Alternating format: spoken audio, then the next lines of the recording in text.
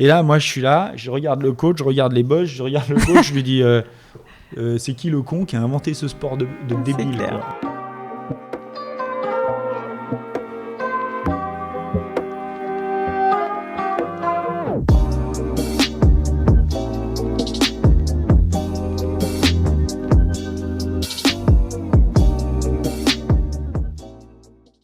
Bonjour Edgar, bienvenue Bonjour. sur le gratin. Bonjour Pauline, merci de m'accueillir. Eh ben, merci surtout d'être avec moi. Ça me fait plaisir. Je te le disais juste avant de commencer parce que je suis tes aventures depuis, ça ne nous rajeunit pas tous les deux, mais depuis un moment. On va parler de ski, bien sûr, mais en fait, je voulais commencer dans le vif du sujet par parler de ton activité actuelle de conférencier et notamment par la thématique de la motivation, de l'énergie qui est la tienne, parce que je trouve ça passionnant et j'ai relevé une phrase en faisant mes recherches sur toi parce que comme tu peux voir, j'ai beaucoup de choses sur toi. Tu me dis déjà si elle est vraie et je veux bien que tu développes dessus. Cette phrase, c'est « La motivation ne se décrète pas, elle n'est pas un don ni l'apanage d'un certain génie. C'est une énergie qu'il convient de créer, développer, cultiver et transmettre autour de soi. » Et j'ai vraiment aimé cette citation parce que je trouve qu'elle est déjà contre-intuitive. Tu vois, souvent, quand on entend autour de nous des choses autour de la motivation, en fait, finalement, on se dit que les gens sont naturellement motivés ou énergiques. Il y a ces gens-là qui sont motivés, puis il y en a juste qui sont un peu déprimés, dépressifs, qui ne le sont pas naturellement. Et du coup, comme si c'était inné, tu vois, la motivation. Visiblement, c'est pas ce que tu penses. Est-ce que tu pourrais m'expliquer justement quel est ton avis sur ce sujet ? Non, c'est absolument pas ce que je pense. Et c'est vrai que j'ai écrit cette phrase pour dire que la motivation, c'était l'ingrédient qui faisait prendre la mayonnaise. Je dis ça parce qu'en fait, j'ai énormément de gens qui m'ont dit « Mais Edgar, t'as gagné parce que toutes les conditions étaient réunies. T'avais de la chance, du talent, t'as travaillé, t'avais des moyens, t'avais les bonhommes autour de toi. T'avais l'environnement qui faisait que et donc forcément ça peut sourire à un moment ou à un autre et moi je suis assez d'accord avec cette idée qu'effectivement il faut tout ça pour réussir, de la chance, du talent, des moyens, des bonhommes, un environnement propice, évidemment du travail. Bien sûr qu'il faut tout ça, mais qu'est-ce que seraient ces éléments-là si on n'était pas motivé ? C'est-à-dire si on n'avait pas l'énergie de saisir sa chance, si on n'avait pas l'énergie de se dire non, l'herbe elle est verte ici, elle n'est pas plus verte ailleurs. Parce que ça, c'est l'apanage des gens qui ne sont pas motivés. Ils vont regarder, ils vont voir que l'herbe est plus verte ailleurs. Ils vont se dire que pour se lancer, ils vont attendre d'avoir les moyens, que les planètes soient alignées. La chance, ils vont la regarder passer. Le talent, ils ne vont pas vraiment penser que c'est là que ça se joue. Et du coup, ils ne vont pas travailler leur talent pour faire en sorte que ça sourie à un moment ou à un autre. C'est pour ça que je dis la motivation, c'est une énergie. Et la plupart des gens, effectivement, pensent, et c'est pour ça que j'ai du boulot, la plupart des gens pensent qu'effectivement, c'est une sorte de don. On est motivé, on arrive au monde motivé. Il y a des gens qui le sont et d'autres qui ne le sont pas. C'était comme, c'est un peu comme parfois on se dit oui, mais t'es optimiste. Non, je pense que l'optimisme, choix, comme le pessimisme, c'est pas, ça se décrète pas. Ça se construit. C'est des choses. La motivation, c'est pareil, c'est une énergie, la motivation. Et la question, c'est de savoir, c'est l'énergie de quoi ? Et moi, je considère que c'est l'énergie du plaisir. Et c'est pour ça que c'est nécessaire et ça permet de durer, ça permet d'être performant. Parce qu'on ne peut pas être performant dans la durée, dans la souffrance. Je considère que c'est un sujet... la souffrance, et je vais vous dire pourquoi je pense ça, je pense que la souffrance, c'est pas une donnée clé de la performance, même si parfois on souffre. Il ne faut pas que ça dure, parce que la souffrance, en fait, c'est quelque chose qui fait qu'on consomme de l'énergie. En gros, on rentre le soir... après avoir travaillé, après une dure journée de labeur, en ayant consommé beaucoup d'énergie. Et donc, on a besoin d'une nuit pour se reposer. Vous voyez ? Et là, on est déficitaire, en fait. Parce que les nuits ne suffisent pas, les week-ends ne suffisent pas, les vacances ne suffisent pas. Plus on souffre, plus on a besoin de se reposer. Mais le problème, c'est qu'à un moment donné, on est en déficit chronique d'énergie. Et c'est ce qui nous amène au burn-out. Donc en fait, la souffrance ne peut pas nous faire réussir durablement, elle ne peut que nous amener au burn-out, alors que la motivation, qui est l'énergie du plaisir, c'est une énergie qui fait qu'on rentre le soir avec plus d'énergie quand on est parti le matin bosser. Parce qu'on est fier de ce qu'on a fait, parce qu'on a pris du plaisir à ce qu'on a fait, parce qu'on a le sentiment d'avoir été utile, pour tout un tas de raisons, et je peux encore en développer, qui fait que le soir, quand on rentre, on a une énergie supplémentaire qu'on va réinvestir en plus dans sa famille, sur un plan social ou sociétal, qui va nous sentir encore plus utile. Et c'est comme ça qu'on enclenche une spirale positive. Et c'est là que finalement, on peut durer, en fait. Vous voyez, donc c'est assez simple. La question qui est compliquée et qui peut-être mérite de se poser et de réfléchir, c'est comment cultiver, comment stimuler, comment créer, comment arriver à développer cette énergie que j'appelle la motivation. C'est ça. Et puis surtout, je pense à plein de personnes qui ont envie, mais qui savent pas du tout comment s'y prendre. Et je pense qu'il y a plein de personnes qui nous écoutent, tu vois, qui sont des dirigeants d'entreprise, qui là, avec le Covid, se sont tapés une année pas possible. Pareil pour des entrepreneurs. Qu'est-ce que tu dis à ces gens-là ? Parce que parfois, c'est même peut-être un peu difficile d'accepter que, en fait, la motivation, elle se cultive, elle se décide, comme tu dis, quand tu es un peu au fond du trou. Comment tu fais pour retrouver cette énergie qui va faire que petit à petit, tu vas la reconstruire et ensuite, tu vas aller de l'avant ? Je dis la meilleure manière, sans doute la plus efficace, la plus facile, la plus simple de traverser ces crises qu'on est en train de traverser, c'est en boostant sa motivation.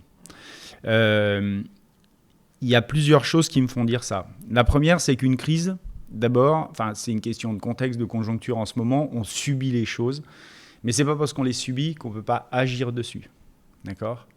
Alors on peut peut-être pas agir sur le vaccin, sur la solution miracle qui va nous faire sortir de la crise. Mais on peut agir à certains niveaux. C'est pas parce qu'on subit les crises, si on subit ces crises, c'est parce qu'elles ont des conséquences sur nous. Si on les subit, c'est parce qu'elles mettent en valeur, en relief, elles révèlent nos vulnérabilités. Eh bien, on peut agir au niveau de nos vulnérabilités. On peut agir à un niveau, au niveau des conséquences que ces crises ont sur nous. Et c'est là qu'il faut se concentrer. Et donc là, il y a deux choses. Des solutions à court terme et des solutions à long terme.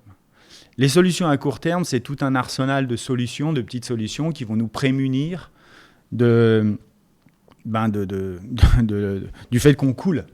Si vous êtes chef d'entreprise et que vous êtes durablement ou véritablement impacté par cette crise sanitaire, ça va avoir un impact sur votre trésorerie, ça va principalement d'ailleurs sur la trésor, sur les gens, donc sur leur motivation évidemment, parce que ça va générer énormément d'incertitudes. Et là, c'est un arsenal de solutions qu'il faut mettre en place pour ne pas couler. Et puis ensuite, il faut profiter de la crise. Si on arrive à faire ça, ensuite, il faut profiter de la crise comme un révélateur de nos forces. Ce n'est pas qu'un révélateur de nos faiblesses. C'est aussi un révélateur de nos forces. Parce qu'on s'aperçoit dans ce monde qu'on a construit les choses grâce à nos forces, grâce à des forces. Et c'est ces forces qu'il faut optimiser. Et c'est là que viennent des solutions à moyen et long terme. On va se réinventer, mais pas n'importe comment. Si on veut se réinventer, il faut se réinventer sur les forces qui nous ont fait nous développer jusque-là. Et c'est ces forces-là, c'est sur ces forces-là qu'il faut s'appuyer pour trouver des idées, là encore, à moyen et long terme, et mettre en œuvre à moyen et long terme des plans, se fixer des objectifs en capitalisant sur ces forces pour s'en sortir et être plus fort demain face à d'autres crises. Vous voyez, c'est ça. Des solutions à court terme pour ne pas couler, des solutions à moyen et long terme pour se réinventer. Oui, ce que tu dis, c'est qu'il faut quand même être réaliste et donc gérer les problèmes, trouver des solutions à court terme, mais en fait, se projeter tout de suite vers l'avant et en capitalisant sur tes forces. Est-ce que tu aurais un exemple concret ? Peut-être, je sais que toi, tu es pas mal en train de réinventer ton propre business, mais ça peut être d'autres choses de conférencier pour justement montrer, expliquer concrètement qu'est-ce que ça signifie à notre audience. Alors, je vais le dire sur deux axes. L'axe de la nation, tel qu'on est et comment on affronte la crise. Les solutions à court terme qui nous empêchent de couler, c'est les gestes barrières. Voilà, c'est très facile, c'est très simple, mais c'est tout un arsenal de choses qui font que on confine les gens, il y a des gestes barrières, une distanciation sociale, un respect des distanciations sociales, le kilomètre autour de chez soi, etc. Voilà, ça c'est tout un arsenal de solutions court terme qui font que, en fait, la crise ne va pas nous tuer.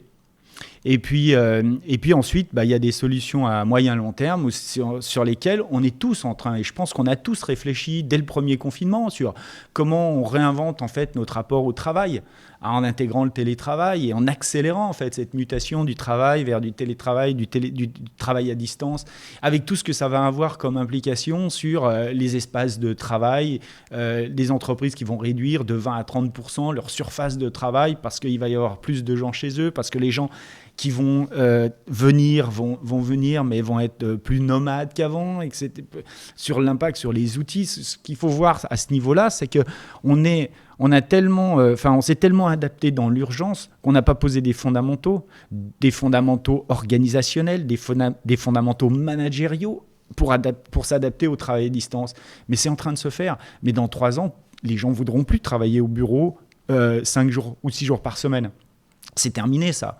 C'est-à-dire qu'on est en train... Enfin, cette crise, elle est formidable en ça. C'est en ça qu'elle est formidable. C'est qu'elle est en train de nous projeter dans quelque chose qui va faire qu'on va avoir un meilleur équilibre pro-perso. Grâce au télétravail notamment, mais aussi une autre façon de consommer, une autre façon de voyager, une autre façon, et peut-être qu'on ira moins loin, une autre façon de vivre ensemble. Et c'est en ça que cette crise, pour moi, elle est très intéressante. Après, à titre personnel, tu me poses la question, à titre personnel, comment ça impacte, moi, mon business. Mais comme je t'ai dit tout à l'heure, quand tu m'as dit, ah ouais, quand tu es conférencier, ça ne doit pas être simple. Ouais. Ben oui, parce que moi, mon métier en mars, il s'est complètement effondré. Je faisais des conférences dans des entreprises à l'occasion de leurs séminaires. Depuis le mois de mars, il n'y a plus de séminaires. Il n'y a plus de conférences. Vous voyez ? Et moi, je trouve que... Alors, je suis resté 1 mois sans rien faire, en me disant, on va voir. J'ai laissé retomber la poussière, moi. Non, je ne me suis pas dit, ça va repartir. Je me suis dit, j'ai regardé à court terme ce que je pouvais faire. Donc, à court terme, j'ai de la trésor. Donc, je me suis dit, OK, ça tient 3 mois. Très bien. Donc, je me donne 1 mois où je ne fais rien.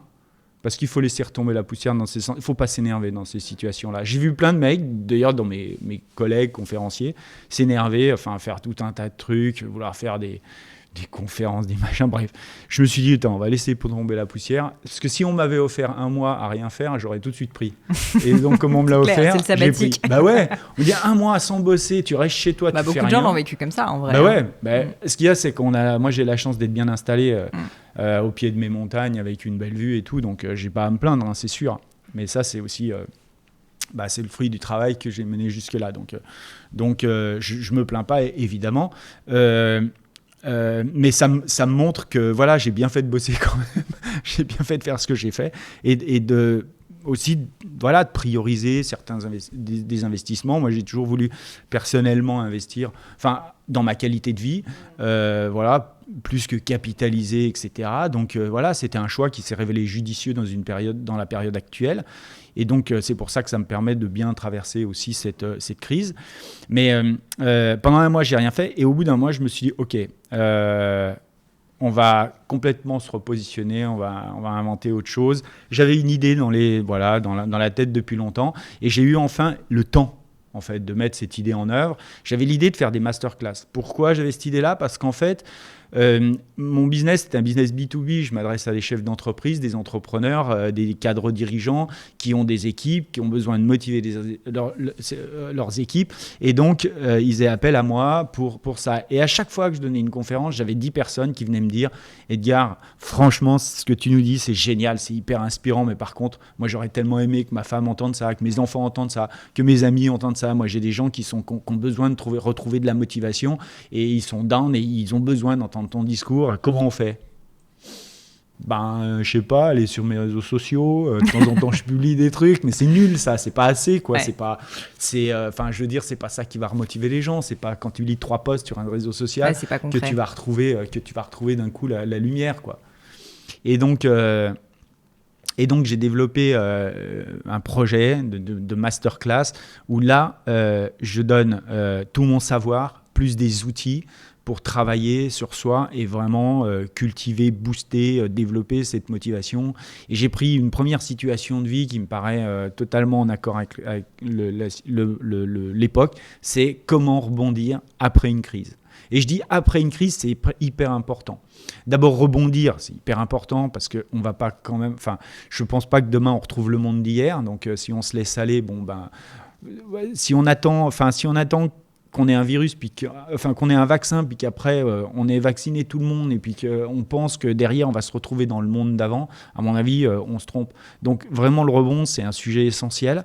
C'est-à-dire qu'il faut se réinventer. Le rebond, c'est une manière de se réinventer. Après la crise, elle a frappé. Donc là encore, on ne va pas attendre un mois, un an encore que les choses se reposent. Puis on ne sait pas ce qui vient derrière. En plus, on ne sait pas ce qui nous attend derrière.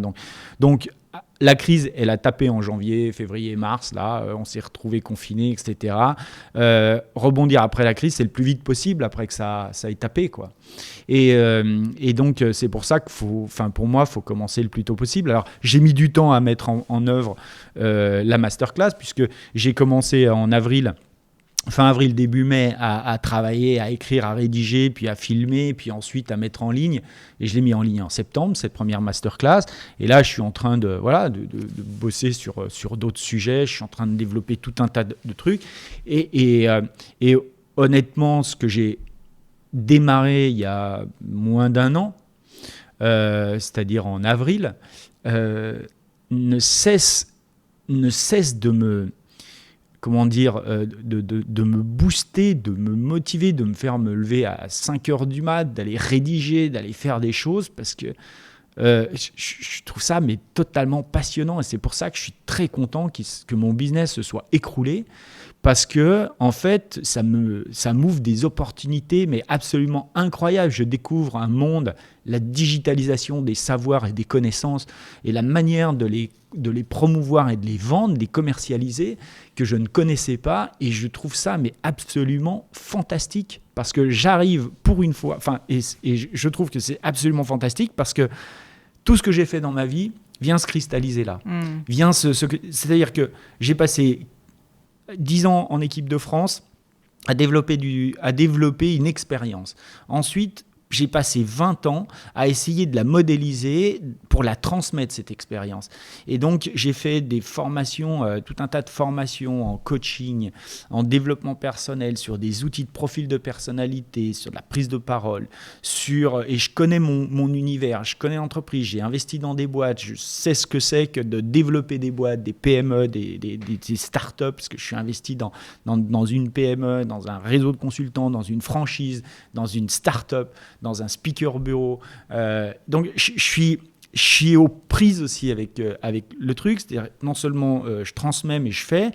Et tout ça est en train de venir se cristalliser sur un projet qui est lancé, qui est en route, et qui je trouve absolument génial, passionnant, voilà. Et c'est là où je dis, je suis bien content que ça soit pété la gueule. C'est ça qui est dingue, quoi. C'est quand on en discutait juste avant de lancer l'interview, tu me disais, moi je suis hyper content de la crise, alors que je te disais, quand même, ça doit pas être facile en tant que conférencier. T'es l'exemple même de la personne qui a réussi à se réinventer, alors que ton business, concrètement, s'est effondré à 100%. Donc, je pense que c'est un message d'espoir pour beaucoup qui est énorme. Et là-dessus, je voulais te poser la question parce que finalement, tu as réussi à trouver cette motivation en toi. Tu n'as pas eu le choix, on est d'accord, parce qu'en fait, tu n'avais plus de business. Tu as pris un peu de temps, tu nous as expliqué. Mais comment tu puises la motivation quand tu es quelqu'un qui est au fond? Et là, je te demande des conseils concrets pour ceux qui nous écoutent, qui, peut-être comme toi, tu l'as vécu, n'ont plus de business, ou ont un problème personnel, ou ont eu un accident, ou je ne sais quoi, et doivent se réinventer. Mais pour commencer à se réinventer, il faut avoir envie, il faut être motivé, et il faut avoir cette énergie.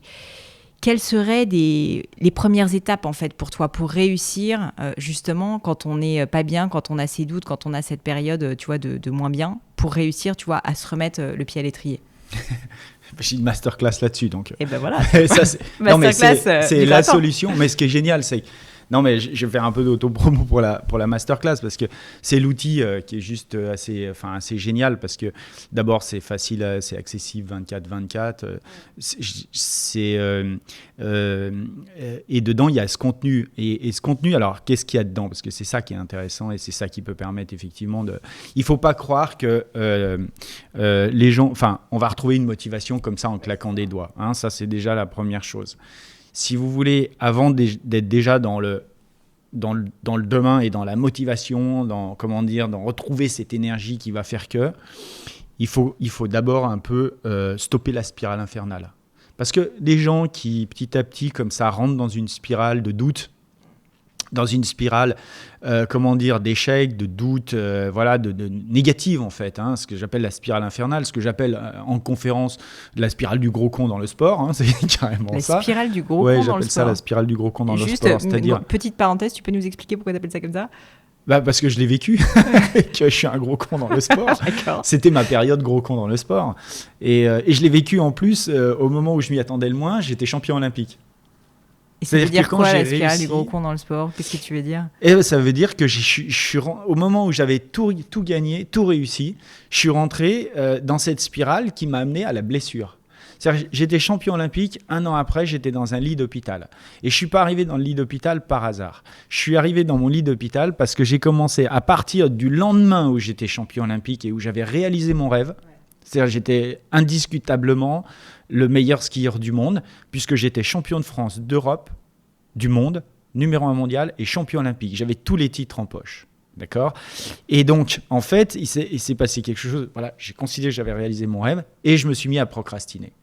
Au lieu d'aller à l'entraînement, parce c'était mon job et j'avais les compteurs à remettre à zéro, je me suis mis à aller faire le cake à droite à gauche, à Paris, avec mes nouveaux copains du showbiz, avec mes sponsors, avec ci, avec ça. J'assurais le SAV du champion olympique. Le truc sympa, quoi. T'assures le SAV du champion olympique. Et donc, évidemment, j'allais toujours à l'entraînement, bien sûr, mais j'y allais pas avec le même niveau d'implication. J'y allais pas aussi, comment dire. Allez, je grillais peut-être, je sais pas moi, 5-10% des entraînements que je grillais pour faire, pour assurer le SAV Oui, puis du t'avais pas champion olympique. le même état d'esprit, visiblement aussi, Non, quoi. j'avais plus l'envie, je me levais plus avec le même désir. Avant, je savais pourquoi j'y allais, je voulais gagner, je voulais être champion olympique. Mais après, j'avais tout, donc il n'y avait plus de désir. Donc, j'ai commencé à m'ennuyer. Du coup, la procrastination. Du coup, je commençais après à me trouver plus d'excuses que de solutions. Et puis après, je commençais à avoir plus de droits que de devoirs.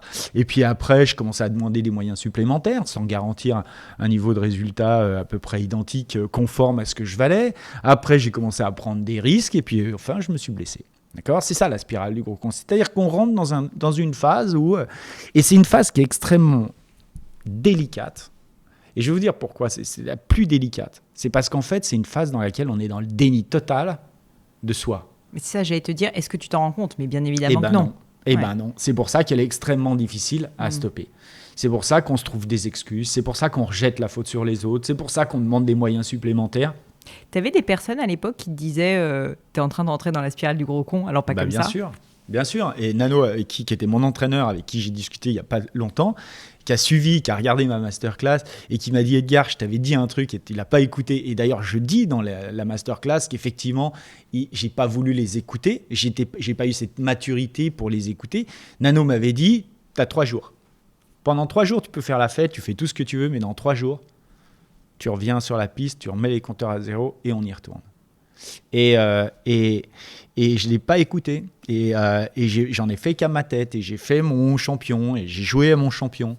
Et j'ai fait mon... Voilà. Et c'est là que je dis, j'étais vraiment le gros con. C'est-à-dire le mec qui est dans sa zone de confort, mais qui est dans le déni total. Parce qu'il a tous les titres. Parce qu'il considère qu'il sait mieux que tout le monde. Et comme ça brille, et comme tous les gens te disent, mais t'es un champion. T'es le mec d'un coup le plus beau, le plus intelligent, le plus fréquentable de la planète. Et forcément, tu y crois. Puis toi, tu veux le retour sur investissement. Il y a aussi un peu d'humain là-dedans. Ouais. C'est assez T'as quand même humain. bossé pendant 20 ans comme un chien, donc à un moment, tu vas en profiter, quoi. Voilà. T'as aussi envie d'avoir... Parce que tout ce que t'as fait, quelque part, tu te dis, ça va avoir... Tout ça, ça va payer un jour. Et ça va payer... Qu'est-ce qui va payer ? La gloire, le pouvoir, l'argent. Il y a tout un tas de trucs. Il y a tout un... Et là, d'un coup, ce qui est fou... accès à tout ça. Mais ce qui est fou dans ce que tu dis, c'est que on espère un moment que ça paye, tu vois, et qu'à un moment donné, c'est un peu tout d'un coup, tu fais le teaching, tu sais, et ça tombe. Mais en fait, non, ça arrive pas comme ça, d'après ce que tu dis, parce qu'en fait, même au moment où tu atteins cette gloire, en fait, tu dois pas en profiter à 100%. Tu dois quand même continuer. En tout cas, si tu veux continuer à être le meilleur. Ouais, exactement. C'est-à-dire qu'en fait, à partir du moment où tu réussis, quelque part, tu es le plus vulnérable à l'échec. C'est là que tu es le plus exposé à l'échec. Tu vois. Et ça, les gens ne le savent pas. Les gens ne s'en rendent pas compte de ça. Donc, la première étape de cette masterclass, c'est endiguer la spirale infernale, c'est-à-dire prendre conscience. Et pour ça, évidemment, je partage tout un tas d'anecdotes, mais je prends des outils. Et des outils que j'ai utilisés dans des entreprises pour faire des diagnostics. Un SWOT, c'est tout simple. Force, faiblesse, opportunité, menace. Mais qui fait des SWOT à titre perso ? Est-ce que vous avez déjà est-ce que vous avez déjà identifié vos forces, vos faiblesses? Est-ce que vous avez déjà confronté vos forces et vos faiblesses au contexte dans lequel vous vivez? Et dans un contexte de crise, c'est-à-dire un contexte où vous vous dites, OK, quelles sont les menaces et quelles sont les opportunités que ce contexte de crise m'offre? Eh bien, ça, c'est un travail que je propose dans la masterclass, c'est un outil que je propose dans la masterclass pour faire un diag et que les gens prennent conscience. On ne change pas ce dont on n'a pas conscience. Il faut d'abord, pour stopper une spirale infernale, prendre conscience de la situation dans laquelle on est. Je prends un autre outil parce que j'ai je travaille plusieurs outils de prise de conscience pour endiguer cette spirale infernale qui est pour moi la première étape vraiment si on veut retrouver après de l'énergie et repartir.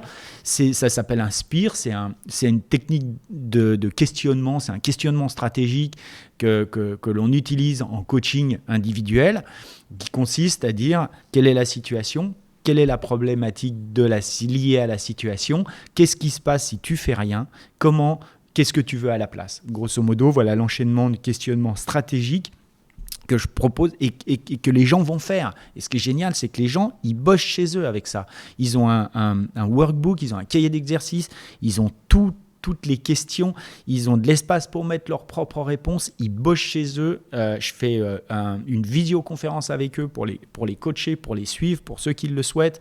Ils ont des ressources supplémentaires, ils peuvent aller encore creuser, ils peuvent aller trouver plus d'informations, ils peuvent aller écouter d'autres personnes, ils peuvent se faire coacher s'ils le souhaitent par d'autres gens.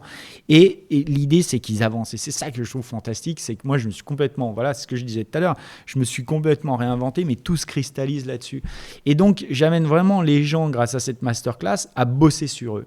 Et donc, d'abord à casser cette spirale infernale. Ensuite, on ne peut pas repartir simplement en ayant cassé la spirale infernale. Parce que casser la spirale infernale, la spirale, elle a créé du dégât. D'accord ? C'est-à-dire que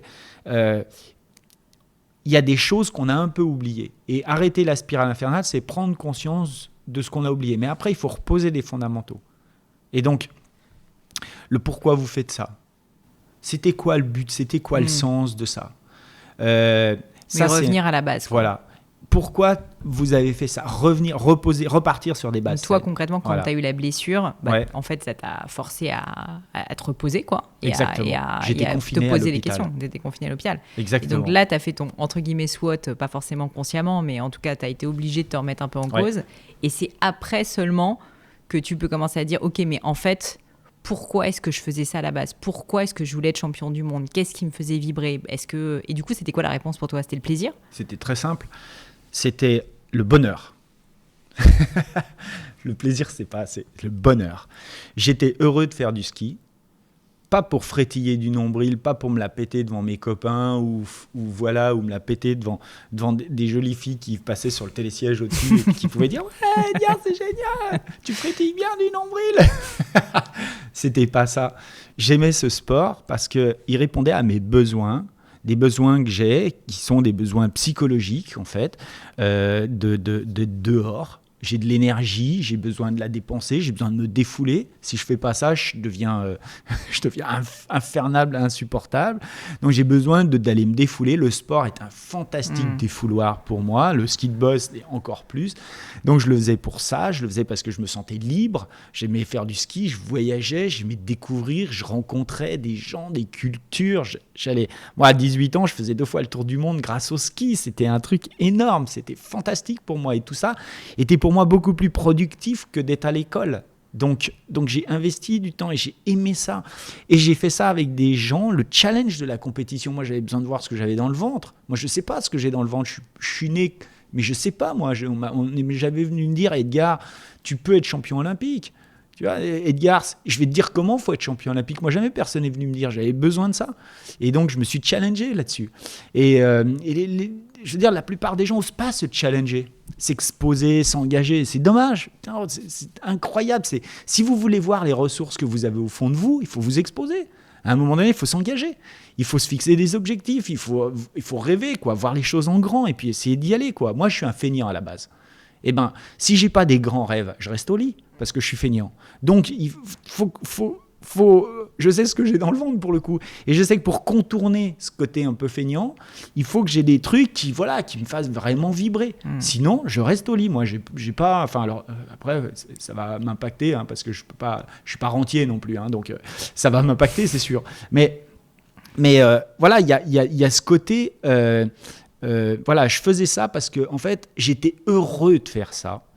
Ça me procurait du bonheur parce que ce sport répondait à mes besoins psychologiques. Et c'est pas le sport en soi, c'est ce que le sport me permettait. Et ce qui est intéressant, et c'est là que c'est transposable. Vous dirigez une boîte, diriger une boîte, ça peut répondre à des besoins psychologiques. Et c'est ça qui est intéressant. Mais si ça ne répond pas à des besoins psychologiques, il faut peut-être être salarié. Si vous avez besoin de sécurité, il vaut mieux être salarié. Et si vous avez besoin de grande sécurité, il faut peut-être être fonctionnaire. Mais si vous avez besoin d'aventure, à ce moment-là, si vous êtes fonctionnaire, vous êtes à contre-emploi, vous êtes cuit. Même si je sais, parce que je donne des conférences pour des fonctionnaires aussi, je sais qu'il y a une aventure et tout. Une petite part d'aventure. Ouais, il y a une part d'aventure, mais... je veux dire, c'est pas ce qui réunit, ce qui fédère les fonctionnaires entre eux. Non, et puis il faut assumer aussi, tu vois, parce que c'est intéressant. Je pense qu'on a une période où l'entrepreneuriat est très cool. Et donc, il y a plein de gens qui se rêvent entrepreneurs. Mais en fait, tout le monde n'est pas né pour être entrepreneur. Et en fait, il y a plein de personnes, je pense, moi je le vois beaucoup autour de moi, qui en rêvent. Et je peux le comprendre, mais en fait, j'ai pas envie de dire qu'ils n'ont pas la personnalité, mais en fait, s'ils sont effectivement très stables, un besoin de sécurité fort, mais ils vont être malheureux en tant qu'entrepreneur, franchement. Et du coup, c'est ce que tu dis, c'est qu'on en revient toujours à cette notion de apprendre à se connaître. Exactement. Ouais. Exactement, apprendre à se connaître ses propres besoins, ce dont on a besoin, ce qui vous fait avancer, ce qui vous fait lever le matin, ce qui vous anime, ce qui vous rend heureux. Et je me suis rendu compte aussi que j'étais heureux de faire ça, parce que je partageais une passion avec des gens qui partageaient la même passion. Mes coachs, mes potes de l'équipe de France qui étaient mes adversaires sur le terrain. Et ça a été un truc aussi fondamental. Parce que je me suis dit, ça m'a permis de prendre des décisions.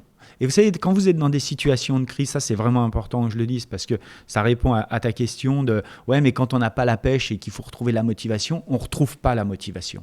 On recrée des conditions et la motivation va émerger. C'est différent. D'accord ?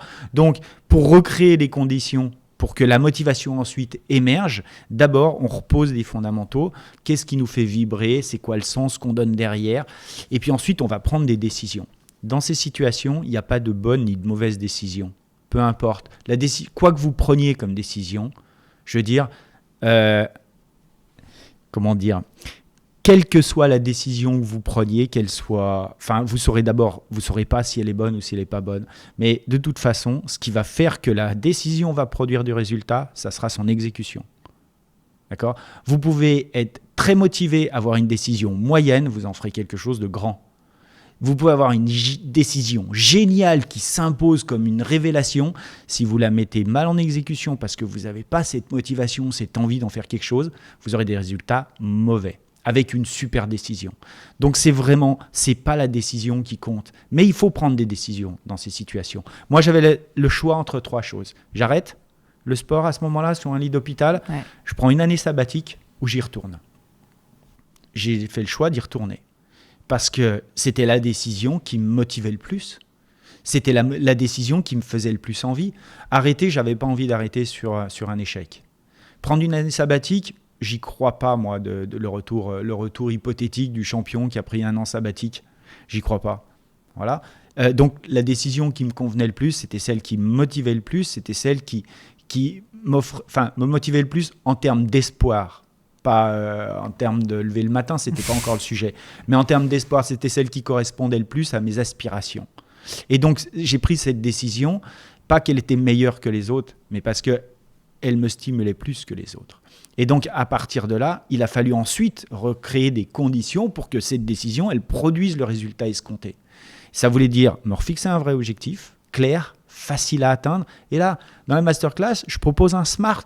On fait tous des SMART dans nos entreprises avec nos équipes. C'est facile à faire. Trouver un objectif spécifique, mesurable, atteignable, réaliste, inscrit dans le temps. On fait tous ça, d'accord ? Est-ce qu'on le fait à titre perso ? Mais c'est ça que je trouve intéressant. C'est que moi, j'ai beaucoup travaillé en B2B, comme je disais tout à l'heure, mais transposer des outils d'entreprise, des outils de coaching à sa propre vie, quand on est dans des situations comme ça, c'est hyper aidant. c'est hyper facilitant. C'est pour ça que je dis que cette masterclass, elle est fantastique parce qu'elle permet de sortir facilement des crises grâce à des outils qui sont simples, qu'on connaît, que la plupart des gens connaissent, mais qui ne se l'appliquent jamais à eux-mêmes. Et donc, en plus, j'invente rien. Mais ce que je dis, si la spirale du gros con dans le sport, j'ai un peu inventé. Elle était pas mal, on va la rappeler, on va s'en rappeler de celle-là. J'invente rien. Mais je réutilise des trucs qui marchent, mais je le mets sur le plan personnel. Je le mets sur le plan personnel parce que ça marche sur le plan collectif, ça marche dans le boulot. Et il n'y a aucune raison. Et je le réadapte et je fais un travail, enfin, je propose un travail et je me l'applique à moi-même dans les vidéos. Et je propose un travail qui permet de... Mais ce que tu disais à l'instant, je trouve, était vraiment très intéressant et je veux juste revenir dessus pour être sûr que tout le monde l'a bien en tête. C'est quand tu disais qu'au final, ce qui compte, c'est plus de prendre la décision que de savoir si c'est la bonne ou la mauvaise décision. Parce que je vois les gens se focalisent à 400% sur est-ce que c'est la bonne décision ? Est-ce qu'il faut que je fasse A ou B ? Et en fait, du coup, ils font rien. Parce qu'en fait, ils se posent la question tout le temps de est-ce que c'est bien ou pas bien ? Est-ce que tu aurais un exemple concret, soit dans ta vie ? Alors, il y avait cet exemple, tu vois, de rempiler ou pas, mais peut-être un autre exemple où, tu vois, dans quelqu'un que tu aurais coaché, je sais pas, à un moment donné, en fait, ce qui compte, effectivement, c'est plus l'exécution que de savoir si c'est la bonne ou la mauvaise. On n'en sait rien si c'est la bonne ou la mauvaise décision. Ouais. Oui, bien sûr que j'ai un exemple. Mais évidemment, les gens qui hésitent procrastinent, donc sont exposés à cette spirale dont je parlais tout à l'heure. Mais procrastiner est un choix. Ça fait partie dans l'éventail des solutions. Oui, c'est une décision. Ça fait partie, voilà. Mais ça ne va pas être un choix qui va être créateur de valeur. Vous voyez ? La question, c'est est-ce que le choix que je fais est créateur de valeur ? Parce que c'est ça, en fait, une bonne décision. Après, c'est l'exécution qui va faire qu'elle va créer plus ou moins de valeur. Donc oui, j'ai un exemple. C'est l'exemple des masterclass. J'ai décidé de faire des masterclass. J'avais le choix. Hein. J'avais le choix de rien faire, de continuer de subir, en fait. J'avais le choix de continuer de subir et j'avais le choix de me dire non, je fais un PGE. Je rapatrie du cash que j'avais mis en réserve. Je rapatrie du cash que j'avais mis en réserve, je réinvestis. Je mets un budget sur les masterclass. Tu réinvestis, donc c'est quand même un... Ah bah, j'ai mis un budget, moi je me suis foutu. J'ai mis un budget. Non, mais je veux dire, il y a un risque, tu es obligé de mettre tes tripes quand même sur la table, même si tu as un PGE, c'est pas, c'est pas juste tu claques des doigts, merci, je vais faire... Non. Non, mais c'est bon de le rappeler, tu vois. Ouais, non, mais là, pour le coup, oui, effectivement, j'ai mis un bon budget sur les masterclass que j'aurais jamais imaginé mettre. Hein. En situation normale, c'est-à-dire mon activité continue de tourner, jamais je fais ça. Jamais je le fais. Mais non, mais ça tourne. Ça tournait très bien comme ça. Je donnais 80 confs par an. Les trucs tournent vraiment, c'est sympa, je m'éclate et j'ai pas le temps de le faire. Tout simplement, j'ai pas le temps, j'ai pas l'envie, l'espace n'est pas créé pour. Mais la crise crée l'espace. C'est ça qui est génial. Le confinement crée l'espace. Comme quand je suis dans mon lit d'hôpital. Je suis confiné, pourquoi ? Parce que je suis allongé. Je suis dans une salle où j'ai plus personne. Le téléphone ne sonne plus. Les copains sont pas là. Ils sont en Coupe du Monde. Ma famille, c'est bon. Elle est venue me voir une fois, ça va. Machin. Et là, j'ai le temps pour réfléchir. C'est ça qui est le confinement, la crise crée à un moment donné l'espace de réflexion qui permet de se réinventer. Est-ce qu'on en profite ou est-ce qu'on le laisse passer ? C'est ça la question. Est-ce qu'on profite de la situation pour se réinventer ou est-ce qu'on laisse passer ? Donc là, je me dis, je fais des masterclass. Mais je ne me dis pas, je fais des masterclass en me disant, ça y est, j'ai une idée, elle est géniale. Je me dis, ok, c'est quoi mon objectif ?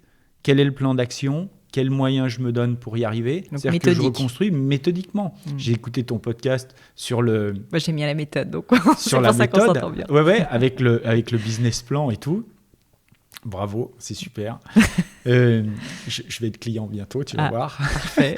Et tout ça pour dire que j'y vais de manière méthodique. Et c'est ce que je dis aussi, c'est-à-dire l'objectif SMART, il est là, mais derrière, il y a le plan d'action qui va permettre d'atteindre l'objectif. Et donc, je mets tout un plan d'action avec une attitude, en fait, toujours, qui me reste. D'abord, moi, je suis un rebelle. Je suis foutu comme ça. Je me satisfais pas d'avoir un plan d'action et d'avoir un objectif. Juste, je suis désolée, je vais être obligée de t'interrompre, mais qu'est-ce que tu veux dire quand tu dis « je suis un rebelle » ? Ça veut dire quoi, je suis un rebelle ? Dis-moi, c'est quoi concrètement être un rebelle pour toi ? Je sais m'adapter, je sais pas me conformer. Ok, t'as un exemple? Ouais. La crise, je peux m'adapter. C'est-à-dire que je vais, sur le plan, je vais arriver à exploiter la situation, à l'exploiter, la situation. Je ne vais pas me conformer. C'est-à-dire que... Oui, tu restes pas dans la case. Je ne vais pas rester dans la case où on me dit, Edgar, il faut que tu restes dans la case. Alors, voilà, Ça t'a joué des tours d'être rebelle? Ah ben oui, je suis toujours passé pour un con, je suis toujours passé pour un mec arrogant, je suis toujours passé pour un mec prétentieux. Je te donne un exemple. 3 ans avant les Jeux Olympiques, j'ai un journaliste qui vient me dire, Edgar, ton sport il est olympique, tu viens d'être champion du monde, c'est quoi ton objectif? Je lui dis, je vais gagner. Et derrière, il me dit, tu vas faire comment? Je lui dis, j'en sais rien, j'ai 3 ans pour trouver des réponses. Et derrière, il écrit que je suis un petit branleur, prétentieux, arrogant, enfin bref, tout ce qu'on peut dire quand on est un journaliste un peu, frustré, quoi.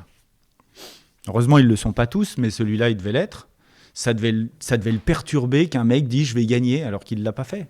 Alors qu'en plus, j'imagine, pour toi, c'était aussi un moyen d'y croire, de le dire, et de rester motivé. Enfin, c'est pas uniquement que tu avais envie de prouver au monde, enfin, tu vois, que tu avais envie de, comme tu dis, être arrogant, quoi. C'était juste aussi que c'était ton moyen, sans doute, de te le dire dans ta tête, quoi. C'est ce que je te disais tout à l'heure, c'est un moyen de voir ce que j'ai dans le bide. Tu vois, c'est un moyen de voir ce que j'ai dans le bide. J'y vais, je m'engage, j'ai cette opportunité, je la saisis ou pas? Je veux dire, c'est pas facile d'atteindre un objectif qu'on se fixe. Mais qui a atteint des objectifs qui se fixent pas?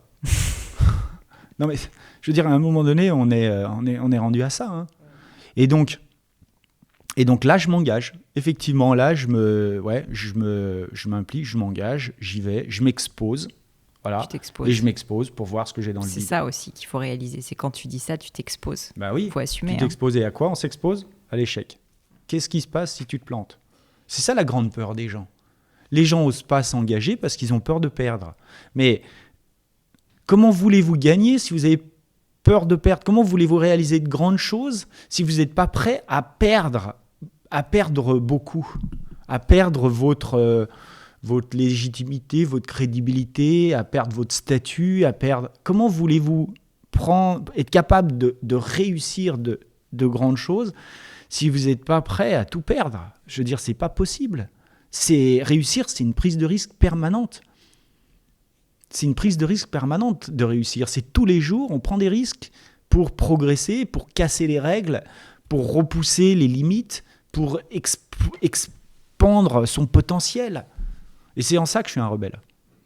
C'est que je ne me conforme pas à ce que j'ai, à ce que je suis, à ce que... Tu n'acceptes pas le statu quo, quoi. Ah non, ça c'est hors de question. Tu te rappelles, Edgar, quand tu as décidé que tu voulais devenir champion du monde ou champion olympique? Parce que je me dis, tu étais petit garçon, tu faisais du ski, tu adorais ça, j'ai compris que c'était un bonheur personnel. On a assez peu parlé finalement de ski. Mais moi, ce qui m'intéresse, c'est le moment, j'ai l'impression, où tu te dis, je veux voir grand, je veux rêver. C'est ça mon rêve, parce que c'est ça qui a fait que tu as réussi, comme tu dis depuis le début. Est-ce qu'il y a eu un moment où ça s'est passé ou ça s'est fait de manière graduelle? J'avais 5 ans. Incroyable. J'avais 5 ans et j'en ai encore une trace que je trimballe toujours avec moi, que j'ai là, à côté, hein, mais dans ma sacoche. C'est une petite médaille. C'est la première médaille que j'ai gagnée quand j'étais à l'âge de 5 ans, que j'ai gagnée. C'est encore, donc c'est écrit dessus, hein, premier biberon. Biberon, c'est la catégorie. Toi qui as fait du ski, ouais. Tu connais les catégories. Tu sais, ouais. Biberon, c'est la première catégorie. Je ne savais même pas que ça existait. Voilà. Après, tu connais Poussin, ouais. Poussin, Benjamin, ouais, Minime. ouais. Voilà. Biberon, en fait, c'est la première. Alors, on ne la connaît pas parce qu'en fait... C'était en bosse déjà? Non, quand même pas à 5 ans. Non, c'était en ski alpin. D'accord. C'était un slalom géant, je crois. C'est ça. Et en fait, voilà, premier biberon, course des parents d'élèves. Donc, c'était une course qui était organisée par l'école. Parce qu'en fait, les clubs, ils n'intègrent pas des jeunes aussi jeunes. Ouais, c'était ça. Avec l'école, en fait. Et donc, oui, parce que 5 ans, tu es encore en maternelle quasiment. Bah, tu vas basculer en CP. Ouais. Et donc, c'était la course des parents d'élèves. Et en fait, j'ai ramené la médaille. Premier biberon. C'est la première fois que je ramenais un truc de l'école positif. Habituellement, je ramenais des punitions. Parce que je suis un rebelle. C'est fortement ancré en moi, ce côté rebelle. Et il faut savoir que Quand j'ai ramené la médaille, mes parents, j'ai vu une lueur de fierté que j'avais l'habitude de voir dans le regard de mes parents, mais jamais par rapport à moi. J'avais cette lueur de fierté. Je voyais cette lueur de fierté parce que mes parents travaillaient avec un champion olympique qui s'appelle Jean Vuarnet. Et il tenait son magasin de sport à Avoria. D'accord. Et en fait, quand on parlait de Jean, quand j'entendais parler de Jean Vuarnet à la maison, il y avait qui est une légende quand même. Qui est une légende. D'autant quand vous êtes à Avoria, il a créé la station. Enfin, c'est pas juste c'est un entrepreneur. Les Kili et Vuarnet, quoi. Ouais, c'est des grands champions qui ont fait, qui ont écrit des pages magnifiques du ski français et aussi de l'entrepreneuriat, parce qu'ils ont fait bien plus que du ski, ces gens-là. La marque Vuarnet, par les lunettes, est une marque mondialement connue. Et quand moi, mes parents ont travaillé pour Jean Vuarnet, il tenait son magasin de sport et Jean venait de temps en temps, venait régulièrement, il était souvent là, mais avec toutes ses activités, il n'était pas toujours là. C'est pour ça qu'il avait besoin d'avoir des gérants pour son magasin de sport, et ces gérants-là, c'était mes parents. Et quand j'ai vu la même lueur, j'ai associé le ski et le rêve.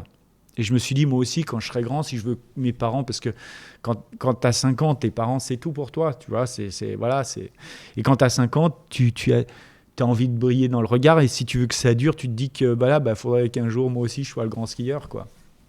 C'est de là que c'est parti. C'est de là. Voilà, c'est pour ça que j'ai toujours la médaille. Je te remercie d'avoir partagé l'histoire, mais ce qui est fou, c'est que tu vois, tu l'as vécu à 5 ans, mais en fait, t'as mis 20 ans à y arriver, à peu près, quoi, un petit peu moins, et t'as gardé la motivation pendant, et t'as gardé le rêve pendant. C'est quand même assez dingue quand on y pense de se dire qu'un rêve, c'est si grand que ça peut te faire tenir pendant 20 ans, quoi. C'est dingue. Mais, il y a des choses qui s'inscrivent dans la vie, mais de manière très, très durable. En fait, ce qui est fou, c'est que si je vais creuser un peu le sujet. Pourquoi j'avais envie d'être le meilleur skieur du monde ? Parce que je voulais faire plaisir à mes parents. Parce que je voulais exister positivement dans le regard de mes parents, et que ce regard positif, je ne l'avais pas quand j'allais à l'école. Donc j'ai investi là où j'avais le plus de retours de la part de gens qui comptent pour moi. Mais après ça, je l'ai investi partout, puisque c'était plus mes parents mes parents ont toujours compté pour moi, et ils comptent toujours. Mais après, il y a eu mes coachs, après il y a eu mes potes, après il y a eu ma famille. Aujourd'hui, j'ai aussi mes enfants, j'ai ma femme, mes enfants, et puis il y a eu les fans, les supporters, il y a eu vraiment du monde. Et ce qui est génial, c'est qu'en fait, c'est toujours le même rêve quelque part. Mais c'est toujours le même sens que tu donnes au rêve. Le rêve, c'est un peu c'est la partie visible de l'iceberg. C'est ce que tu as envie de dire. Mais tout le sens que tu donnes à ça, c'est parce que tu sais que tous les gens qui vont te soutenir, tu vas leur donner du bonheur, tu vas leur procurer du bonheur, tu vas leur procurer du plaisir, non pas pour ce que tu fais ni les résultats que tu obtiens, mais pour la manière dont tu fais les choses. Parce que la manière les inspire. Ils trouvent ça sympa. Et aujourd'hui, je fais la même chose. C'est-à-dire que je ne suis plus sur des skis, mais j'ai un micro, je donne des conférences, où je fais des webinaires, je fais des masterclass. L'idée, c'est toujours la même, en fait, au fond. C'est toujours d'arriver à inspirer les gens et à provoquer chez eux le déclic, l'envie d'avancer, l'envie d'aller exploiter ce qu'ils ont vraiment au fond d'eux, parce qu'ils ne le savent pas. La question suivante que je voulais te poser, c'était une question sur l'ambition. Parce qu'en fait, à 5 ans, tu te dis... peut-être dans ta tête, je veux être champion du monde, ou en tout cas, tu commences à sentir cette fierté. L'ambition, c'est quelque chose qui me tient à cœur, et je ne dis pas que tout le monde a besoin d'avoir plus d'ambition, mais clairement, c'est quelque chose qui te porte, et c'est ça aussi, avoir des rêves. Le truc, c'est que quand même, se dire « je veux être champion du monde », là, c'est plus que de l'ambition. C'est carrément, une fois de plus, on en revient au terme de rêve. Qu'est-ce qui fait, selon toi, je ne sais pas si tu as une réponse, que justement tu as réussi à voir aussi grand? Parce qu'en fait, c'est une chose, tu vois, de voir la fierté de ses parents, mais tu aurais pu t'arrêter à être le meilleur skieur de ta station ou de France, ce qui est déjà quand même pas mal. Mais là, tu te dis, je veux être champion du monde, je veux être le meilleur skieur au monde même. C'est immense comme ambition. Oui, parce que j'avais le modèle avec Jean Vuarnet. Et puis parce que j'ai connecté Jean Vuarnet et le regard, la fierté de mes parents. Mais si cette fierté-là, je l'avais vue dans le moniteur de ski du coin, peut-être que j'aurais eu simplement l'ambition d'être moniteur de ski. Mais en fait, c'est important d'avoir un modèle quand même qui te donne de l'ambition. Pas qu'un, ouais. Mais je dirais, des modèles, tu peux en avoir tout au long de ta vie. C'est ça qui est intéressant, c'est que des modèles, j'en ai pas plein, mais j'en ai quand même quelques-uns, et j'en ai dans chacun de mes domaines de vie, en fait. Et ouais, c'est important, ouais. Ça me paraît être important. Et je vais vous dire pourquoi. Parce qu'ils aident à prendre des décisions importantes dans sa vie. Moi, quand j'ai arrêté, je reprends l'exemple de la décision que j'ai eu à prendre quand j'étais blessé. Pourquoi j'ai pas voulu m'arrêter sur un échec? Parce que j'ai un modèle dans le ski qui est Jean-Vuarnet Arnais, mais j'ai aussi Jean-Claude Killy. Et Jean-Claude Killy, il a arrêté sa carrière sur un triplé olympique. Et il est sorti par la grande porte. Et je me suis dit, à ce moment-là, dans mon lit d'hôpital, je me suis dit, je suis pas Jean-Claude Killy. Mais si lui, il a arrêté sur un triplé olympique en sortant par la grande porte, c'est peut-être qu'il y a des bonnes raisons pour le faire. Et donc, je ne vais pas rester là. Je ne suis pas Jean-Claude Killy, mais je peux m'inspirer de son exemple. Et moi aussi, je veux sortir par la grande porte. Et c'est pour ça que je me suis dit, il y a quoi dans 2 ans? Il y a quoi l'année prochaine? Il y a quoi dans 3 ans? Et dans 2 ans, il y avait un championnat du monde à La Clusaz. Et je me suis dit, voilà une magnifique manière de mettre un terme à ma carrière en gagnant à la maison sur les pistes de ski de boss sur laquelle j'ai commencé ce sport. À La Clusaz. Et t'as gagné. Et j'ai gagné. Ah oui, sinon, alors là... Mais... Si t'avais perdu. Non, mais... C'était pas possible, en fait. Ah si, c'est toujours possible, mais c'était pas le sujet. C'est toujours ça. Je voudrais bien revenir sur cette notion de... Les gens, en fait, osent pas s'engager parce qu'ils ont trop peur de perdre. Parce qu'ils considèrent que perdre une course, c'est un échec, et peut-être parce qu'ils considèrent que rencontrer un échec dans sa vie fait de toi un loser. Et ça, c'est une erreur. Parce que, en fait, on ne gagne pas des grandes courses en perdant, en ayant cette envie. On a de l'énergie, la motivation, c'est une énergie, mais ça mêle plein de choses. Ça peut mêler aussi, ça peut être à un moment donné de la frustration. Ça peut être à un moment donné un besoin de revanche. Mais c'est des énergies qui peuvent être négatives si elles sont mal canalisées. C'est-à-dire, si on veut prendre sa revanche sur un autre et qu'on va aller lui péter la gueule, c'est pas bien canalisé. Si on se dit, le meilleur moyen de prendre ma revanche sur tel mec ou telle situation, ça va être de peaufiner, d'améliorer ma technique, ma compétence, et je vais montrer que je suis le meilleur, c'est une autre manière de canaliser son énergie. Donc, l'orgueil, le sentiment de revanche, la frustration, toutes ces énergies un peu négatives, il faut en faire quelque chose de constructif. Et en le canalisant, en le dirigeant sur des objectifs qui nous font envie, on arrive à canaliser les choses de la manière plus... Donc, il ne faut pas avoir peur de perdre. À mon avis, l'échec, quand on se fixe un objectif, il faut faire un travail à 360 degrés. Qu'est-ce qui se passe? Comment je réagis? Qu'est-ce que je fais si je gagne? Qu'est-ce qui se passe? Comment je réagis? Qu'est-ce que je fais si j'échoue? Vous voyez? Parce qu'il ne faut pas avoir peur d'échouer. Quand j'ai dit à mon journaliste, t'inquiète, dans 3 ans, je vais gagner ces Jeux Olympiques. Après, au début, je me suis dit, bon, je suis un peu con peut-être de m'être engagé, de m'avoir exposé de la sorte. Et puis après, je me suis dit, ok, si ça ne marche pas, qu'est-ce qui se passe? Comment je réagis? C'est quoi ma réponse à ça? Et c'est là qu'on reprend le pouvoir, en fait, sur la situation. Et moi, je me suis dit, c'est simple. Si je perds, alors que j'ai tout fait pour l'emporter, quand l'heure viendra de rendre des comptes, et je suis sûr que le premier à qui je vais devoir le faire, ça va être ce journaliste qui va me tendre son micro tout content en me disant « Alors, qu'est-ce qui s'est passé ?» Ma seule réponse, c'est « Vous ne pouvez pas me reprocher de ne pas y avoir cru. Rendez-vous au prochain jeu. Merci, au revoir. » Et je me casse. Voilà ma réaction. Et je retourne bosser. Et je vais voir mes coachs et je m'excuse. Et je dis, ok, je veux comprendre, je ne veux pas reproduire. Maintenant, je vais bosser et on se retrouve au prochain. Point barre. Voilà la seule chose qui m'animait. J'étais prêt à perdre parce que je savais exactement comment j'allais réagir face au moment où je devais rendre des comptes. Et pour moi, cette réaction, elle n'était pas destructrice, elle était constructive. Parce que je donnais rendez-vous et que je n'avais pas lâché. Ce n'est pas parce que je ne gagne pas cela que je ne gagnerai pas les suivants. C'est hyper intéressant, Edgar, je te remercie parce que c'est vrai que c'est quelque chose, je me rends compte que je fais moi assez naturellement, mais je vois beaucoup de gens peut-être ne pas le faire, c'est de visualiser l'échec en fait. Au pire, qu'est-ce qui se passe? Exactement. Les gens ont tellement peur de leur peur qu'ils se bloquent. Les peurs inhibent et ils ne vont pas au-delà. Ok, si tu as peur, ça réalise. 90% des peurs qu'on a ne se réalisent jamais. Ok, si ta peur se réalise, qu'est-ce qui se passe? Et c'est pas parce que et c'est là où je suis j'aime bien. Enfin, pour moi, c'est mon côté rebelle. C'est que ok, qu'est-ce qui se passe? Moi, il peut se passer. Voilà, c'est quoi la situation? Moi, je construis à partir de ce qui se passe et j'aime bien et je suis pas scolaire et ça me va très bien. Je suis quelqu'un qui apprend par l'expérience et ça me va très bien. C'est-à-dire qu'il faut que je me pète la gueule aussi pour me dire, ok, bah à partir de là, qu'est-ce que je fais? Et qu'est-ce qu'il y a à exploiter dans la situation? Mais ça se fait pas naturellement. C'est pas parce que je suis rebelle. Non, c'est simplement parce que j'ai appris aussi à utiliser mon côté rebelle grâce au sport. J'ai un coach, mon entraîneur du club des sports à la Clusa, quand j'ai commencé les bosses, qui a été un maître en la matière formidable. Je t'explique ma première descente dans les bosses. Je me pointe au départ d'une piste qui fait 300 mètres de long. Il s'appelait à l'époque le mur du loup à la Clusa. 300 mètres de long, 150 mètres de large, 28 degrés de déclivité. C'est super raide, on ne se rend pas compte. T'as l'impression d'être au premier étage de la Tour Eiffel. Tu regardes par terre et tu te dis, putain, je dois descendre un mur de bosses, 1000 bosses. Tu vois. Et là, moi, je suis là, je regarde le coach, je regarde les bosses, je lui dis... c'est qui le con qui a inventé ce sport de débile, quoi, tu vois? Et le mec, il me dit, écoute, tu mets tes bras devant, tu laisses glisser. Je dis, tu crois que c'est comme ça que je vais y arriver? Vas-y, montre-moi, toi d'abord. Alors, c'est clair. Il met les bras devant, il laisse glisser et bam, il skie. Et là, je me dis, attends, c'est génial.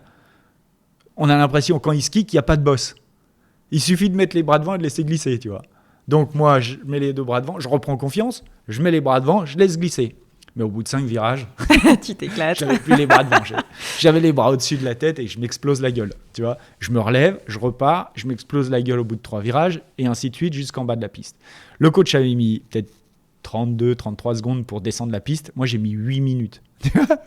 Donc, je suis arrivé en bas et je lui ai dit, je suis pas fait pour ce sport. Tu vois. Et ouais, attends. Je m'étais pété la gueule tout le temps. Edgar Gros-Piron n'est pas fait pour les bois. Exactement. Ça, c'était mon premier échec, mon premier sentiment. Moi, j'ai commencé sur des échecs. J'ai commencé par là. Et quand je dis ça à mon coach, quand je lui dis « je suis pas fait pour ce sport », il me regarde et il me dit « mais qu'est-ce qui te fait dire ça ?» Et je lui dis « t'as bien vu la catastrophe ». Il me dit « mais quand tu étais au départ, tu pensais à quoi ?» Je lui dis j'ai vu 1000 boss, 1000 problèmes. Il me dit aussi longtemps que tu penseras comme un loser, tu finiras comme une merde. C'est exactement ce que tu as fait. Et là, tu vois, tu te dis, moi j'avais 12 ans, tu vois. Je me dis, mais attends, je suis pas une merde. Enfin, je suis pas un loser. Enfin, comment ça, il est en train de dire que je suis un loser et tout. Déjà que j'étais pas, tu vois, ça m'embêtait quand même tu vois, de le laisser dire. Et je lui dis, ok, il faut que je pense comment? Il me dit comme un champion. Et là, je fais pas trop le lien, tu vois, entre penser et puis champion. Tu sais, parce que les champions, ils pensent pas, ils ont pas de tête. Ils sont des jambes à la limite, tu vois, un cœur, mais c'est pas vraiment leur point fort, quoi, le fait de penser. Donc je lui dis, mais comment il pense? Parce que moi, je voulais du concret, c'était vraiment abstrait. Je lui dis, comment il pense concrètement, le champion? Il me dit, là où toi, tu vois des problèmes, lui, il voit des opportunités. Toi, tu vois un obstacle, tu vois un piège. Lui, il voit une solution. Il voit une opportunité, il trouve une solution et il avance. Il me dit, c'est la philosophie du ski de boss, c'est ça. C'est dans un monde chaotique, tu t'appuies sur l'obstacle pour trouver ton chemin. C'est l'obstacle qui te permet de contrôler ta vitesse, de t'appuyer, de garder ton équilibre, en provoquant le déséquilibre en permanence. Donc l'obstacle, c'est ta chance, c'est pas ton problème. Et tu vois, ça m'est resté, mais toute ma vie, et encore aujourd'hui, c'est le truc. Quelle est la situation? Où est l'obstacle? Comment je vais m'appuyer dessus pour réussir à m'en sortir plus fort? Point barre. C'est un état d'esprit. Champion, c'est un état d'esprit. C'est pas un statut. Et cet état d'esprit, c'est un état d'esprit qui consiste à prendre une situation pour ce qu'elle est, à prendre la crise comme un fait et pas comme une fatalité, et construire à partir de là quelque chose qui nous fait rêver, qui nous donne envie, qui nous inspire, qui nous donne envie de nous lever le matin. Et qu'à partir du moment où on a les idées claires pour ça, eh bien évidemment, On ne peut pas les avoir tant qu'on est dans le déni, donc dans la spirale infernale et dans le déni de non mais jusqu'ici tout va bien. Tu sais, le mec qui jette du World Trade puis qui tombe, puis jusqu'ici tout va bien. Tu vois, qui arrive au 10e étage, jusqu'ici tout va bien. Le déni, casser le déni, tant que tu n'as pas reposé les fondamentaux, et à un moment donné, il y a repartir en conquête, il y a retrouver ça, c'est un état d'esprit. Si je n'ai pas réussi à le faire quand je suis devenu champion olympique, c'est parce que j'ai considéré à ce moment-là, puisque tout le monde me disait « t'es un grand champion », y compris ce fameux journaliste, qui était génial, parce que ça c'était génial. Le gars à qui je rendais compte, le premier mec à qui je rendais compte, le premier journaliste qui me tend un micro, c'est le mec qui m'avait traité de petit branleur, prétentieux et arrogant 3 ans avant. Et il me dit « Edgar, t'es un grand champion ».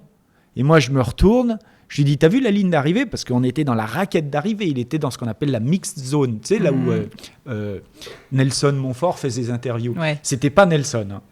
D'accord. Je précise parce que j'aime bien Nelson, il est gentil comme tout. Et il adore les athlètes, il adore le sport. Nelson, pas Nelson justement, mais ce journaliste, on était dans la mixed zone, et il me dit, Edgar, t'es un grand champion. Et là, je me retourne et je lui dis, tu vois la ligne d'arrivée? Tu vois, c'est marrant parce qu'avant, j'étais un petit branleur et après, je suis un grand champion. Je lui dis, tu crois pas qu'il y a un truc qui déconne? Cette ligne d'arrivée, c'est pas une baguette magique. Tu vois, il y a un moment donné, champion, c'est pas un statut. Mais ça, il a fallu que je me blesse. Il a fallu que, je comprenne tout ça. Parce que quand tout le monde te dit t'es un champion, t'es ci, t'es ça, t'es le plus beau, t'as plein de copains d'un coup. T'as tout un tas de copains qui viennent, et ça c'est un sujet aussi, mais t'as tout un tas de copains qui te reconnaissent, qui sont tes copains pour ce que tu représentes. Tu vois, pas pour ce que t'es, mais pour ce que tu représentes. Moi, j'avais pas des copains parce que j'étais un rebelle. J'ai des copains parce que j'étais un champion. Et j'ai eu plein de copains grâce à ça. D'accord ? Alors c'est sympa, mais il faut juste savoir qu'il y a des limites à l'amitié dans ces situations-là. Et donc, à un moment donné, voilà, j'étais... je dis champion, c'est un état d'esprit. C'est cet état d'esprit qui consiste à voir dans l'obstacle, dans la difficulté, dans la crise, dans la maladie, dans la blessure, dans le licenciement, dans le dépôt de bilan. Et j'ai déposé des bilans. J'ai déposé une fois un bilan. Dans le divorce, j'ai divorcé une fois. Je sais ce que c'est. Dans les conflits avec les uns les autres, j'ai des conflits aussi. Eh bien, d'arriver à se dire, OK, poser les choses, stopper la spirale infernale, reposer les bases, et puis essayer de reconstruire quelque chose de positif. OK, c'est un état d'esprit. Et c'est cet état d'esprit-là qui me paraît essentiel si on veut rebondir plus fort, plus vite et durablement. Edgar, écoute, le temps passe et je te remercie parce que tout ce que tu as partagé est, je pense, à boire et à reboire. J'espère que tout le monde va réécouter cet épisode. J'ai quand même quelques dernières petites questions pour toi, qui sont des questions un peu personnelles. La première que j'aime bien poser, c'est s'il y avait quelque chose à refaire dans ta vie, ça peut être perso, ça peut être pro, qu'est-ce que tu referais différemment ? Eh bien, je ferais moins confiance à ceux qui étaient là pour ce que je représentais plutôt que pour ce que j'étais. Et ça, c'est un véritable sujet. Donc, c'est très bien que tu me poses cette question parce qu'il se trouve par hasard comme ça que j'ai amené ce sujet juste avant. Effectivement, il faut être entouré de gens qui vous apprécient pour ce que vous êtes plutôt que pour ce que vous représentez. La différence entre les deux, et vous allez voir, c'est très difficile c'est très difficile de déceler en fait pourquoi les gens vous apprécient pour ce que vous êtes. Et c'est facile en fait. En fait, les gens qui vous apprécient pour ce que vous êtes n'auront pas de mal à vous dire quels sont vos défauts. En fait, ces gens-là vont vous dire des choses que vous n'avez pas envie d'entendre. D'accord ? Et donc, c'est pour ça que c'est des vrais amis, parce qu'ils vont vous faire progresser. Les gens qui vous apprécient pour ce que vous représentez, ils vous diront toujours que vous êtes le plus beau, le plus intelligent, le plus ci, le plus ça. Ils vont toujours vous valoriser, vous envoyer des fleurs. Je ne dis pas que ceux qui vous apprécient pour ce que vous êtes ne vont pas le faire, mais ils vont avoir, une espèce de... Ils vont être mesurés, ils vont être capables de contrebalancer. Et donc, c'est beaucoup plus difficile.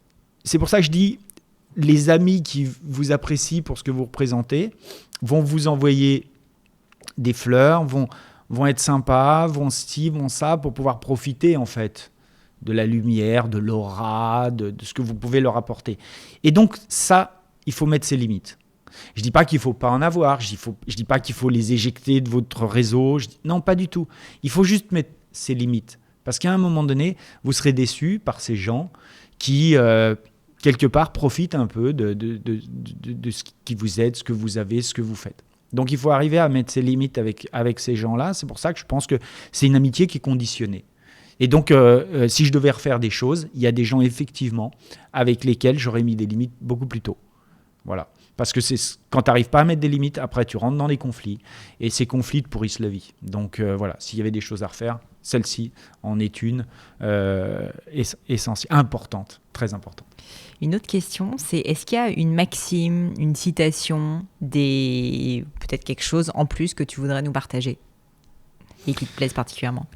Alors, celle que tu as citée tout à l'heure en début de podcast me semble essentielle, hein. C'est-à-dire la motivation, c'est pas inné, c'est une énergie qui se développe, se crée, se développe, se cultive, s'entretient et se transmet autour de soi. Et donc j'espère que les gens qui nous ont écoutés ont bien, saisi, parce que voilà, cette façon de voir les choses. C'est-à-dire cette motivation, elle se crée. Et comment elle se crée? Elle se crée par l'ambition, puisqu'on a parlé d'ambition. C'est l'ambition qui va favoriser, stimuler, faire émerger la motivation. L'ambition qui a du sens, le sens qu'on donne à tout ça, sont des choses qui vont favoriser, stimuler. Il y a des choses dont on n'a pas parlé, mais qui, à mon avis, sont essentielles. C'est le plaisir qu'on prend à faire ce qu'on fait.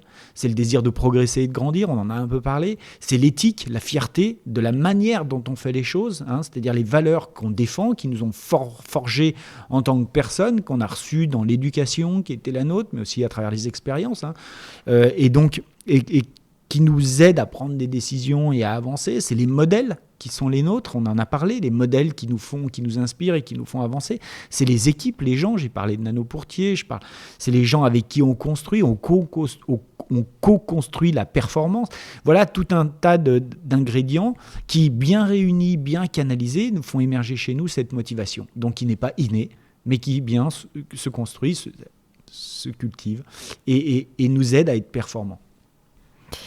Et la dernière question que je voulais te poser, c'est est-ce qu'il y a un livre ou des livres qui t'ont particulièrement marqué, qui ont peut-être aidé à forger la personne que tu es devenue et que tu aimerais du coup nous partager avec nous? Il y a un livre que j'aime beaucoup, d'ailleurs j'en ai 5 exemplaires sur mon bureau, parce que de temps en temps je l'offre, et c'est un livre de Jim Rohn, sur 5 clés de succès, et je trouve qu'il est particulièrement passionnant. Tu sais comment il s'appelle? Ouais, Jim. Alors, Jim Rohn. Je vois, mais le nom du livre les 5 clés, du succès, je crois que c'est quelque chose comme ça. Je regarderai, je le mettrai dans les notes en tout cas. En fait, pour vous le résumer en 2 mots, c'est particulièrement intéressant, c'est que lui, il dit, tu as une philosophie, d'accord? Cette philosophie, elle dicte, quelque part, elle influence tes décisions. Tes décisions influencent tes actions, tes actions influencent tes résultats. Si tu n'es pas content du résultat, revisite ta philosophie. Tu vois, et ça rejoint ce que disait Einstein. Il disait on ne règle pas un problème au niveau où il se situe. C'est-à-dire que si tu as un problème de résultat, si le résultat n'est pas bon, il faut voir au-dessus. Il faut peut-être revisiter les actions. Si les actions ne sont pas bonnes, revisiter les décisions. Si les décisions ne sont pas bonnes, il ne faut pas traiter le symptôme, quoi. Voilà, toujours, voilà. Il a dit plein d'autres choses vraiment intéressantes, Einstein, qui m'aide et qui m'inspire aussi, hein, et que j'adore. Je peux vous donner 2 autres. Il dit l'esprit qui a créé le problème ne peut pas être celui qui va le résoudre. Ça, je trouve ça vraiment intéressant. Donc, ça vient bien aussi de dire, un problème, on ne règle pas un problème au niveau où il se situe. Et puis, il y en a une que j'adore, il dit, s'il y a un problème, c'est qu'il y a une solution. S'il n'y a pas de solution, c'est qu'il n'y a pas de problème. Et ouais, mais franchement, il faut se poser là-dessus. C'est hyper intéressant, mais il faut se poser, il faut s'arrêter là-dessus. Il faut réfléchir là-dessus. Écrivez-le, posez-le, écrivez-le, et puis ensuite, appliquez-le à votre situation et dire, OK, J'ai un problème là ou j'ai pas de problème? Parce que, tu vois, un exemple, 90% des peurs que tu vas avoir te posent problème, mais elles vont pas se réaliser. Donc, c'est pas un problème. Tu vois, donc faut vraiment, c'est pas juste des citations. Moi, j'aime bien les citations, mais il faut les creuser. J'ai appris grâce à Nano Pourtier, qui était mon entraîneur, à travers ce qu'il me disait, parce que c'était pas un mec qui parlait beaucoup. Mon père, pareil, c'est pas des mecs qui parlent beaucoup, mais j'ai appris à travers eux à réfléchir. Parce que eux, comme ils parlent pas beaucoup, ils ont des silences qui en disent long. Bah, c'est dans les silences en fait qu'on réfléchit et puis qu'on se dit, ok, moi quand Nano il me dit, tu peux pas plaire à tout le monde. Parce que je lui avais montré l'article où on disait que j'étais un petit branleur prétentieux, arrogant et qui me dit, tu peux pas plaire à tout le monde. Tu vois, je suis parti avec ça dans la chambre et je me suis dit, ok, mais moi je veux pas plaire à personne non plus. Tu vois, donc il faut savoir faire la part des choses. Il y a des gens à qui enfin, dans la vie, il y a des gens qui veulent plaire, des gens qui veulent gagner. En fait, ce qu'ils me disent, c'est que c'est pas les mêmes. Puis tu élabores en fait toute ta réflexion autour de ça. Et c'est ça qui va t'enrichir en fait. C'est pas juste de dire ah tiens Einstein il a dit un truc sympa. Ouais, ça va dans les dîners mondains, je vais pouvoir le ressortir. Non, c'est tout ce qui vient derrière et c'est la manière dont tu peux te l'approprier dans ta propre vie qui va faire que ça va créer du changement, ça va créer de la valeur. Edgar, c'est passionnant et je te remercie vraiment pour tout ce que tu as partagé. Je pense que cet épisode va être hautement apprécié, diffusé, repartagé. Si on veut te retrouver, si on veut te suivre, si on veut peut-être suivre cette masterclass aussi, où est-ce qu'on peut le faire? Grospiron.net, www.grospiron.net. C'est mon site internet et ça va être il y a tout, tout dessus. La clé d'entrée. Vous verrez tout ce que... Vous verrez, vous pouvez me laisser votre mail et je vais vous motiver avec des messages inspirants tous les jours, si vous le souhaitez. Et si on veut te suivre quand même sur les réseaux sociaux au-delà du site, il y en a un en particulier où tu es présent? Oui, je suis peut-être un peu plus présent sur LinkedIn en ce moment, mais je suis en train de aussi développer des choses sur Facebook. Enfin, sur YouTube plutôt. Ok, sur YouTube, ouais. Ça marche. Bon, ouais. En tout cas, je mettrai tous les liens. Ouais. Edgar, merci 1000 fois pour ton temps et puis j'espère à bientôt. Merci.